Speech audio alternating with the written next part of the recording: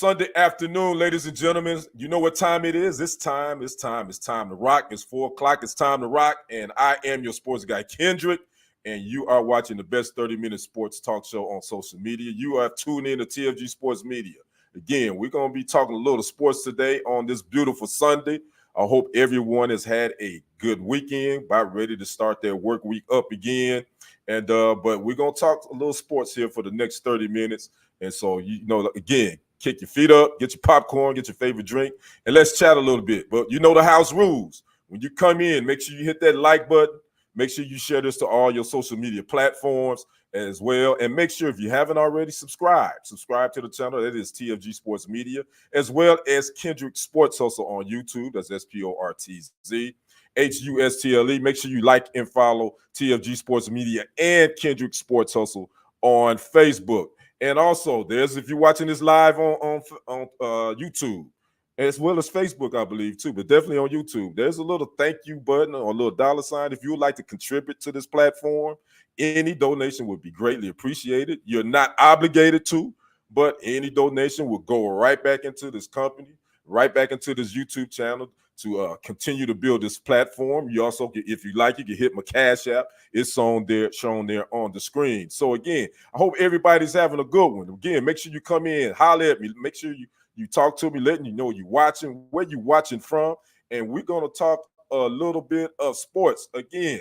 So let's get started with this thing. I'm also live on TikTok. I want to thank everybody that's popped in over here. Well, let's go ahead and jump into this first segment. We're talking, guess what? We're talking NBA Finals. We got Game 2 tipping off tonight. Celtics, Mavericks. That tips off at 8 p.m. Eastern Standard Time, 7 p.m. Central Standard Time on ABC, ESPN. The Celtics are up 1-0 in this series, in this final thus far. My prediction was wrong. I predicted the Mavericks were going to take Game 1. And lo and behold, I found an interesting stat that the Mavericks have lost three of their 4 series. They've lost Game 1 in the 2024 playoffs. So I guess I should have known that they was going to lose Game 1, but I just thought the Celtics had a little bit of a layoff. I thought there'd be a little bit too much of a layoff, that is. I thought they would be a little rusty, but lo and behold, how was I wrong? The Celtics came out like gangbusters, especially from the three-point line. They were killing them. They were dropping buckets out the sky from the three-point line. Matter of fact, the Celtics led by as many as 29 points at one point, and I think they had like a 20-point lead at halftime. They had 6 players that scored in double figures. They were led by, believe it or not, KP, Kristaps Porzingis, excuse me, who had not played since the Heat series. So he hadn't played in almost a month and a half, but he didn't start. Kristaps Porzingis came off the bench, and he dropped 22 points on the Mavs, and he looked good. I must admit, KP had the Mavericks. He had their defense a little bit out of sync. Their rotations were out of sync. He was hitting big buckets. He was also causing ruckus on the defensive end. He was blocking shots, changing shots, and he just came out with a lot of energy that I thought. And the Boston Celtics crowd was pumped. So Kristaps Porzingis, can he do a repeat of what he did in Game 1 tonight? We'll see. Now, will he start? I don't know. Coach Joe Mazzulla had started Al Horford. I'm assuming he's probably going to continue with that starting lineup and just have Porzingis coming off the bench. But, I mean, the Celtics, I think they were like, 16 for 36 from the three-point line.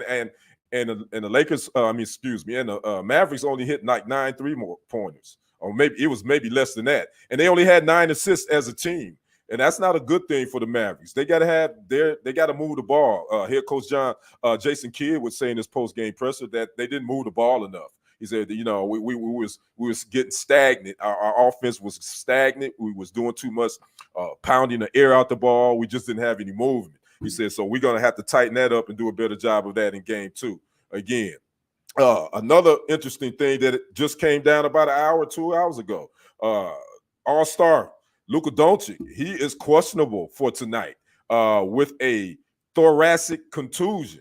So Luka Doncic may not play. He's questionable, so it's going to be a game time decision. So the question is, should Jason Kidd keep him out tonight and just say, hey, you know what? We're gonna save him for game 3, or should you go ahead and play him? I think if he can play, I think you gotta let him play. I think you gotta have all your bullets in the gun for this Mavericks team. I think they don't have any measure of there is a small room for mistakes. And you need your best player on the floor. And you also need your second best player on the team, Kyrie Irving, to have a better shooting game.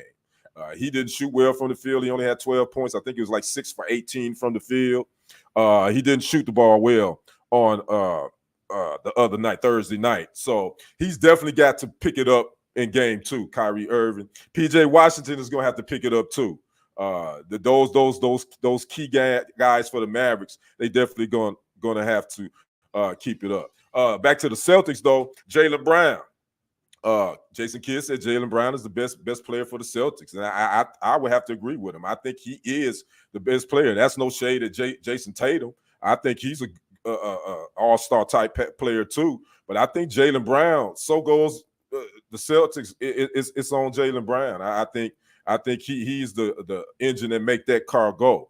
But they got some firepower with Kristaps Porzingis playing well like that. Can he repeat that? If Derek White, he played good in spurts. And Drew Holiday, let's talk about what he did defensively on Kyrie Irving. He know that's who's going to be.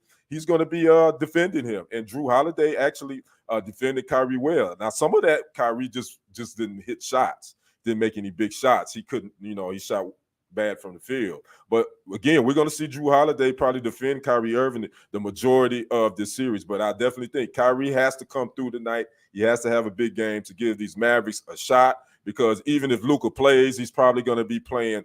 He's going to be less than 100%, which I think he already was anyway, because he kind of got a knee issue anyway that he's been dealing with the last couple of months. So he's not 100%. But the Mavericks, I think they got to go all in game 2. But again, even if the Mavericks lose, the Celtics did what they were supposed to do. You're supposed to guard, take care of home court. Mavericks got to go home, make sure they take care of home court, and then this series will be where it is. I'm still going with the Mavericks in 6, but it definitely changes things if the Celtics if the Celtics win tonight. Mavericks got a lot of pressure on them to make sure they win game 3 at home. Celtics, they're looking for their 18th title. That would break a tie with them and the Lakers with the most titles in NBA history. The Celtics also looking for their first title since 2008. So it's been a minute since Boston had something to cheer for as far as the Celtics as well. Now, Mavericks, this is their first time back in the finals since 2011 when they beat the Heat. So they looking to bring one back to Dallas. It's been a minute for them. So both these teams, I think it's going to be a great series again. I think Luka Doncic is probably not going to be 100% tonight, and Kyrie Irving, he's going to have to pick up the slack. I really just think that's what's going to have to be the thing tonight. So again, we got the Celtics, Mavericks game 2 tips off at 8 p.m. Eastern Standard Time, 7 p.m. Central Standard Time on ABC ESPN. Now let's move to our next segment. We stand in the NBA. Let's move to these Lakers. Yeah, the Lakers are always somehow making headlines, even when they aren't in the playoffs. This story came down a couple of days ago. If you know the Lakers, they fired Darvin Ham a month ago. They've been interviewing different candidates for the Lakers head coaching position. James Borrego, J.J. Redick, Sam Cassell, just to name a few, have already been interviewed for the Lakers head coaching position. Well, they are supposedly in really, really serious talks with UConn's men head coach Dan Hurley. Yeah, that Dan Hurley. If that last name sound familiar, he is the younger brother of Bobby Hurley, who played at Duke, who played a couple of years in the NBA and is now the head coach at Arizona State. Well, Dan Hurley is just coming off another national title for UConn. He's won back-to-back. First time that's been done at the men's college level since Florida. The Florida Gators did it with Billy Donovan, I believe, back in 08, 09, somewhere around there. At UConn, he's been there 6 seasons. He has a record, that is Hurley, 141-58. Prior to UConn, he was a head coach at Wagner College and at the University of Rhode Island. And then he did some coaching at the high school level, roughly 9 years.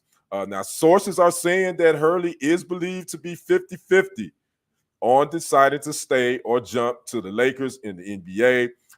There was a report that came out that the Lakers brass, that's Jenny Buss, who is the governor of the Lakers, and the president, and Rob Pelinka, who is the president and of basketball operations, as well as the general manager. They had another meeting with them. They had a meeting, not another one. They just met with him over Zoom, I believe, initially. Then they had a face-to-face meeting, according to this report, on Friday, and they are saying that they willing to offer him a massive contract. Now, it hasn't been offered, but there's reports that they're willing to offer him a massive contract. Now, the star of the Lakers, LeBron James, he posted something to X, I think maybe during the men's finals, during the men's tournament, and he was talking about, he was so enthusiastic over Dan Hurley and his staff, and about how he's their creative way of doing their offense, of the offensive sets and offensive things that they run. So that came from LeBron James. He posted that on X, formerly known as Twitter, on his account. So LeBron James must be all in. Now, here's the thing with that. LeBron James has until June 30th to decide if he's going to opt into his last year of his deal, which I think will roughly pay him around $54 million, I think, if he opts in. Now, if he opts out, then he becomes an unrestricted free agent, and he's free to sign with whatever team he chooses. Well, we know the Lakers look like they're going to give the full court press to most likely Hurley. And it sounds like LeBron is on board. So they definitely going to probably try to get this guy on board so they can keep LeBron. And then Bronny James. I don't know if you've been keeping up, but his stock has risen since the combine workouts a couple of weeks ago. And the Lakers now have a 17th pick in this year's draft. They did something with the Pelicans because the Pelicans owned their first round pick this year. Well, they made some sort of deal. Now the Lakers got that pick back for this upcoming draft, which, by the way, is June the 26th and 27th, I believe. So the Lakers now have the 17th pick. Will they pick Bronny? Will Dan Hurley, if he is the guy, will that be some sort of influence to pick Bronny in this draft? I don't know. We're going to see. But it's a lot of things to keep in play here to see what happens if Hurley is the guy. Now, I've been seeing that Redick has been the front runner from the day one. Now, that may have changed. I still think Redick is probably the front runner, but this Dan Hurley story is picking up steam, and will he decide to come to the professional level? Now, a lot of college coaches just haven't had that much success making that transition from the college level to the NBA. I know two right off the top of my head that I can tell you: Rick Pitino and John Calipari. They both did not have much success at the NBA level. Rick Pitino, he coached the Knicks and the Celtics a couple of years. He went on back to the college game. John Calipari, he coached the Nets for a couple of years, and he went on back to the college game too. So you don't see many college coaches make that a great transition. Even Tim Floyd, who was at Iowa State and eventually was hired by the Bulls. He didn't stay in the league long. That was a terrible hire by the Bulls, by the way. So college coaches hadn't fared well, except for Billy Donovan. He's had a pretty decent run. Billy Donovan, who coached the Florida Gators, by the way, who I just mentioned, they had one of those last team to win back-to-back national titles. He was pretty successful. He had some success at Oklahoma City. Now he's with the Bulls, by the way, and it's been kind of average. So Dan Hurley, I don't know what he's going to do. I do know UConn has made another pitch to keep him, from what I read, that they've offered him a contract extension with some more money, which will make him one of the top highest paid college coaches in the U.S. So we'll see if he stays. So again, we're going to keep you posted on this story as far as the Lakers. Will they hire, would Dan Hurley be the guy, or will they continue to search? We will keep you posted on that. So let's move to our next segment. We're going to stay in L.A. We're gonna stay in L.A., and we're talking about that other team, the L.A. Clippers, who, by the way, aren't in the playoffs. So both the L.A. teams aren't in the Clippers were. They got ousted by the Mavericks. But there is a new series that's running on FX. that's streamed on Hulu. That's called Clipped, and it is the story basically of the infamous former owner of the LA Clippers, Donald Sterling, and it's dropped last Tuesday. The first two episodes have already streamed. The third episode will stream on tomorrow. If you want to check it out again, it's streamed on Hulu on FX, and I've already checked out the first two episodes, and it's pretty doggone good, if I must say so myself. Ed O'Neill plays Donald Sterling. You know who Ed O'Neill is. He married with children. I think Modern Family fame. He plays the infamous owner Donald Sterling. Lawrence Fishburne plays Doc Rivers, who was the head coach of the Clippers at that time. Jackie Weaver, she plays Shelley Sterling, who is the wife of Donald Sterling. Cleopatra Coleman plays Sterling's mistress Viva Stevano, I think is her name. V Stiviano is her name. And Clifton Davis, he plays Elgin Baylor, who's a former general manager of the Los Angeles Clippers during the Donald Sterling time. And I must say, the first episode was really just kind of introducing the people, what was kind of the relationships, how it was going, and it was very entertaining, I must say. I think Ed O'Neill, if you didn't know any better, you would have thought he was doggone Donald Sterling. And I never met Donald Sterling in my life, but I just remember seeing him when he was at Clippers games and a couple of interviews he did. He didn't talk a lot to the media, but I've seen him. But Ed O'Neill definitely got the Donald Sterling character. He got it down. Lawrence Fishburne is Doc Rivers. Then you got a couple of actors that I really don't know of that's playing Chris Paul and Blake Griffin, Matt Barnes, because all those guys were on the Clippers during this time. And I will say this: Donald Sterling was he had some antics, man. Donald Sterling he definitely was doing some crazy-ish. I would say that. Some of the things he was pulling, I'm not going to give it away. You got to watch the first two episodes. But this guy, I don't know how the heck guys play. It worked for him. He was a piece of work.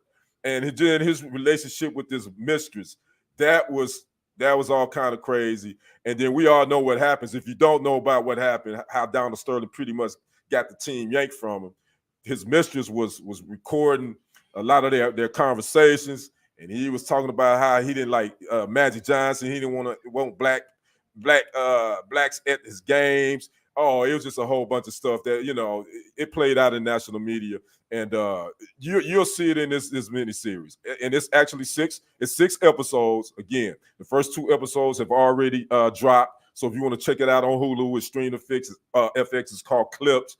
It's the story of the infamous owner Donald Sterling, who was forced by Adam Silver. This is one of when he became commissioner, this was his big deal that he had to deal with, this Donald Sterling situation. And they basically forced him out. They forced him to sell the team. His wife at the time, Shelley Sterling, she basically took over when he was banned. And then eventually they sold. And then Steve Ballmer now is the owner of the Los Angeles Clippers. So, again, if you're looking for something to watch, check it out. It's on Hulu. It's on FX. It's called Clip. And it is quite entertaining watch. All right, let's move to our next segment. It was an all basketball show today. Now we're moving over to the women's side. And I know we're not really talking about CC, but in a way we kind of are. Well, the 2024 Paris Olympics women's basketball roster has been released. It is set. And Asia Wilson, Brianna Stewart, Sabrina Ionesco, Kelsey Plum, Brittany Griner, Jewel Lloyd, Diana Taurasi, who, by the way, is going to make history. This is going to be her sixth Olympics. She's been to 5. She's won 5 gold medals. So this will be her 6th one. So she's going to make history. Diana Taurasi, future Hall of Famer. Nafisha Collier, Jackie Young, Jewel Lloyd, Chelsea Gray, Alyssa Thomas, and Kalia Copper. They all are part of the women's basketball roster. Now, there's a name that's not on this list that people was then you had their panties in they boxes in a bunch. Caitlin Clark. Caitlin Clark was not named to the women's Olympic team, and I ain't have a problem with that. She's a rookie. One thing that's one of the things which I don't think that bars you, but rookies have never really made the Olympic basketball team. They haven't. Ever since they've, the men or women. Clark wasn't able to actually attend a national training camp for this team in Cleveland because guess what? She was still playing in the Final Four with her Iowa squad. So that was I can understand that. She wasn't able to make the training camp. So you just don't put her on here. And then I thought about it from this perspective too.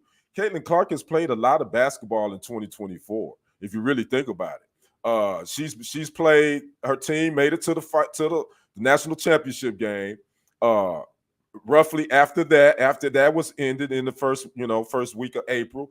Then the draft came a week later.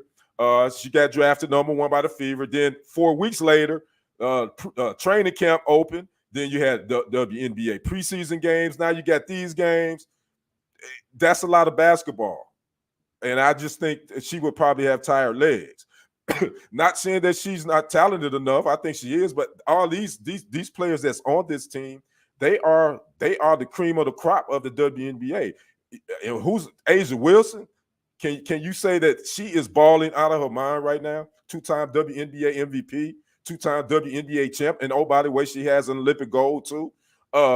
A'ja Wilson is right now. She should be, to me, she's the face of the league. Obviously, Caitlin Clark is filling up the putting butts in the seats. I get that. Nobody's crazy. She's brought a whole lot more attention to the game. But you got a lot of these professional women that's balling, and I think the Olympic Committee, who chose the team, this was made up of a committee that chose the team. I think they made the right decision. I think these players they got, some would argue about Brittany Griner. I didn't mention her name. Brittany Griner has been named to it. Some would be argued that Brittany Griner shouldn't be there. I don't know. That's neither here nor there. She's a little rusty from what I've seen, but I definitely think the committee got it right. And another thing, this women's Olympic team has been dominant since 1996, since the Atlanta team, since the Atlanta Olympics. They have won gold medals ever since. They have won every gold medal since the 1996 Olympics at Atlanta. And I don't think it's going to stop now with this team they're going to put on the floor. So again, a lot of people was feeling some type of way because they felt like Caitlin Clark should have been on it. I think the Olympic Committee got it right. They picked the best 12, and I think they're going to name some alternates as well, just in case of some injuries or something happen. So they're going to have some alternates. So it could be Caitlin Clark could be an alternate, But it's a lot of other WNBA players that should get that shot. Caitlin Clark, she's a rookie. She's going to get plenty of chances to play on the Olympic team. She's going to probably win a couple of gold medals. She's going to get her shot. I think I don't have a problem with her not being on this team. And again, I think the Olympic Committee got this right. So that's that. So we down to our last segment, our final thought segment, and it's kind of going to be. I got to mention some news. I don't want to end on a sad note, but it won't be a sad note. But we got to talk about some losses that we've had in the sports world. We got to start off with Larry Allen, Hall of Fame offensive lineman with the Dallas Cowboys. If you didn't know, on last Sunday, he and his family was vacationing in Mexico, and he died unexpectedly, suddenly, at the age of 52. So yeah, that was a shocker. Larry Allen. He was an anchor of some of those great Cowboys lines. He's won one Super Bowl in '95 with the team. 6'3", 325 pounds. Offensive lineman. He played the guard and tackle positions. He was drafted by the Cowboys in the second round of the 1994 draft, number 46 overall. Again, one-time Super Bowl champ, 6-time first-team All-Pro, 11-time Pro Bowler. He was named to the NFL 1990s All-Decade Team. He was named to the NFL 2000s All-Decade Team. He was part of the NFL 100th Anniversary All-Time Team, and he's also in the Dallas Cowboys Ring of Honor. And I have a personal story about Larry Allen that I can tell. Myself, when I worked in television news sports as a news sports video journalist, I covered Dallas Cowboys training camp. I'm in Texas. And our sports director, KLTV, sports director Michael Coleman, the ABC affiliate here in Tyler. He and I were covering the Cowboys when they were doing their training camp in Wichita Falls. So one camp we was there. This was, I think, maybe 2000. I think 2001, one of those. After practice, you know, as a media member, you always try to get interviews with the players, whatever. So we ran up because we were going to try to get a soundbite with Larry Allen about something that happened. And if you don't know, Larry Allen did not talk to the media. He would not give. He didn't like the media. He was very quiet. He didn't say much. He wouldn't talk to the media. But me and my guy Michael Coleman said, well, let's try and see if we're gonna get him to say something. So we ran up here. I put the camera in his face. Mike had the mic. We asked him stuff, and he basically said, "Nah, no, I appreciate it. No, thanks." And he was cool about it. So that was my interaction with the big guy again, Larry Allen. One of the best offensive linemen to ever play the game. He also bench press 700 pounds. It was a video that went viral for a few years back that showed him doing that. What can you say? So we want to send our condolences out again to his wife, Janelle, and 3 children, daughters, Jayla and Loriana, and son, Larry III. And another loss we had on this past weekend, Hall of Fame NBA player Chet Walker. He played with the 76ers and with the Bulls. He won a NBA title with the 76ers when he played with Wilt Chamberlain and Hal Greer. He died at the age of 84. His cause of death has not been released. Again, he was known as the Jet, they said, because of his speed. He was inducted into the Hall of Fame in 2012, and he was just put in the Bulls Ring of Honor just this past January. So again, we want to send our condolences out to the Walker family, as well as the 76ers family, the Bulls family, and the NBA. Another Hall of Famer, Chet Walker, died at the age of 84. And then another shocker, Josh Maravich. You probably know that last name. His Hall of Fame dad, Pistol Pete Maravich, one of the best ball handlers ever. You think Kyrie got some handles? Go pull up some Pistol Pete Maravich handles, and then you see what I'm talking about. Well, Josh Maravich, one of the youngest sons of Pistol Pete. By the way, Pistol Pete died in 1988, I believe, at the age of 42 from a heart attack. Well, his youngest son, Josh Maravich, passed away at the age of 42. Don't know the cause of his death yet either. He was a walk-on player at LSU, his dad's alma mater, back in 2001. I think from 2002 to 2001 to 2002, and then from 2004 to 2005 season again. So the younger son of Hall of Famer Pistol Pete Maravich, his younger son Josh Maravich, passed away at the age of 42, and we don't know the cause of his death. And then we got to say again, salute to Bill Walton, who passed away. Hall of Fame center, you know who is NCAA champ, one of the best centers to play in the 70s. He won a championship, NBA title with the Portland Trailblazers in 77 as well with the Celtics. He would be a sixth man with them.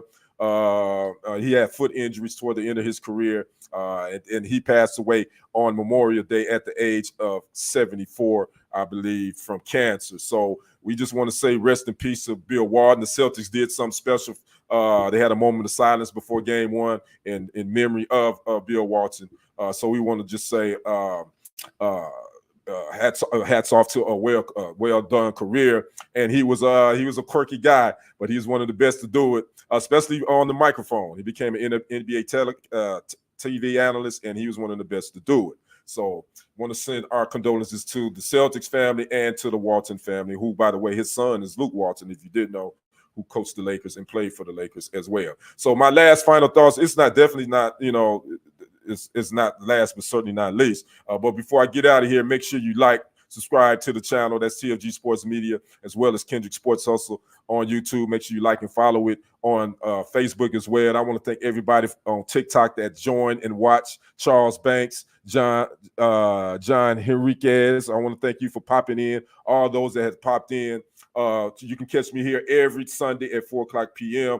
Next Sunday will be my special Father's Day edition of the TFG Sports Media Show. We're going to talk about father-son duos, father-sons that played sports at the professional level. So sons that followed in their father's footsteps. So it's going to be a special Father's Day edition TFG Sports Media Show here on TikTok as well as on YouTube and Facebook at 4:00 p.m. on next Sunday. But before I get out of here, this show is dedicated to a woman that's near and dear to me, that gave me life. Today would have been my mother, Carolyn Louise Henderson, the late Carolyn Louise Henderson, her 72nd born day. She gave, today would have been her born day. She gave birth to 2 sons. I'm the oldest of 2. And there's so many memories I have of my mom. She probably would be surprised to see her oldest son doing stuff like this, because I was kind of her shy kid. I didn't talk a lot. I was kind of I am kind of still somewhat of an extrovert. So I know she's watching down, probably getting a kick out of seeing me doing my thing, because I love sports. But today definitely is my mom's 72nd born day. We lost her back in 2005 at the young age of 53 to stage 4 metastatic breast cancer. So there's not a day go by that I don't think about her. She was once phenomenal woman, phenomenal mother. And I said this earlier on something I posted. I said, like the late Tupac said, ain't a woman alive that can take my mother's place. And so there's not a woman alive that can take my mama's place. These days come. Every year you got to get yourself ready for it. But I'm getting better at it and better at it. And I also, I got my shirt on. That was me and my mom right there. I think I was maybe 3 or 4 years old. That was me. One of my cousins sent me this picture. I had never seen it before, a couple of years ago. So again, happy eternal born day to you, mama. Your first son, love you for life. You will forever always be in my heart and my spirit, and continue to rest in the arms of your Heavenly Father and continue on your peaceful journey. So again, that is it for TFG Sports Media. I am your sports guy, Kendrick, the sports guy. You guys enjoy the rest of your Sunday. Again, tonight, Game 2 NBA Finals. Celtics hosting the Mavs. Tips off at 8 p.m. Eastern, 7 p.m. Central Standard Time on ABC ESPN. And like I always say, before I get out of here, I got to say it. It's always a great day to be what? To be a Green Bay Packer fan. So, guys, I will see you next Sunday. Special Father's Day show. You all have a good one. I am out. Peace.